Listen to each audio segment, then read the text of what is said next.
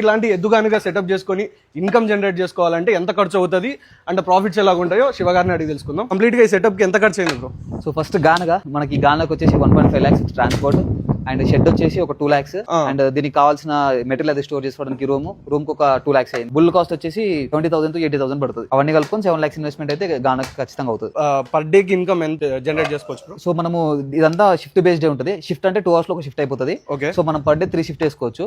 అలా per month కి మనం 450 లీటర్స్ ఆయిల్ చేయొచ్చు. 450 లీటర్స్ ఆయిల్ తీసి దాన్ని అమ్ముకోగలిగితే మీకు అరౌండ్ 25,000 to 30,000 మిగులుతాయి అన్ని తీసేసాక. ఆయిల్ ఎక్స్ట్రాక్ట్ చేసిన తర్వాత దీని నుంచి వచ్చిన చెక్క ఉంటది కదా కేక్, ఆ ప్రైస్ ఎలా ఉంది? అది కూడా ఇన్కమ్ మనకు వస్తుంది కదా? ఈ కేక్ వచ్చేసి మార్కెట్ లో ప్రెసెంట్ 45 to 50 రూపీస్ ఉంది పర్ కేజీ. సో మనం ఇది మన బుల్స్ అండ్ కౌస్ కే పెట్టేస్తాము. మనం దీన్ని కమర్షియల్ గా నాట్ ఎట్ స్టార్టెడ్, సూన్ గా స్టార్ట్ చేస్తాము.